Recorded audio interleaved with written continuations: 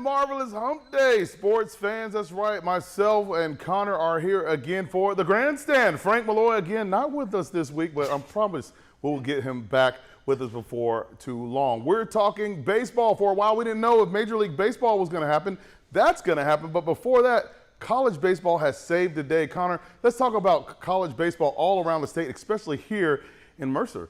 Yeah, man, Mercer on an absolute tear. I think it's silly at this point, Marv, that they're not ranked. I get that you haven't won a conference series and SoCon play right around the corner, but it's ridiculous, right? You've already crossed the 20-win threshold, an awesome weekend series win that you had to fly across the country to get at Utah.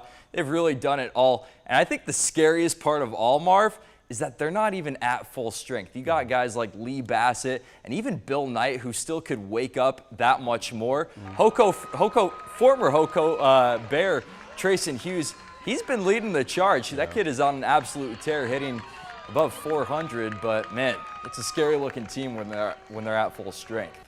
I think, like you talk about, the body of work, I think, should nothing else but give them the credit to give them the rankings that they deserve, because, I mean, they've been doing this time and time again. Coach Craig Gibson has been a long-time player and coach here at Mercer, and they have continued to just prove time and time again that they belong in the names with the big boys on the top of the, the P5s and all those good teams as well. And let's talk about Georgia Southern has been playing well again. Number 23 ranked Georgia came here and they fell to the hands of the Eagles. So it's definitely a lot of good college baseball, and hopefully we can get into some regional play when it comes to postseason as well as Omaha. All right, well, now we're wrapping up. March Madness is about to end. We're getting into April, so that means it's the end of the tournament. It is the Final Four here now on both the women's and the men's side.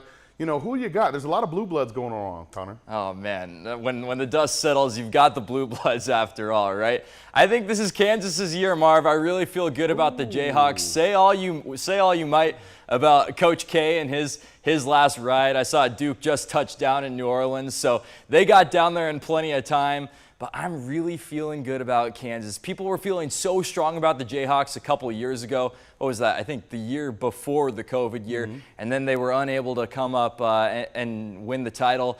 Man, Bill Self, it's hard to bet against that guy, especially when he gets his team to the Final Four. Give me the Jayhawks. Well, I like anytime you have the programs like University of South Carolina women's basketball and UConn still left in it. It's still exciting, as well as Stanford and Louisville. But then also when you talk about Coach K, and I think, I'm one for the theatrics and the drama, so I'm looking forward to having him go off into the sunset as a national championship, but, we still got to see how those things work out. And how's your bracket going? Well, I know everybody's had those crumbles since St. Peter's came to play. Now, that's it for the Grandstand. Thanks for watching. We'll have more coming up, so make sure you join us.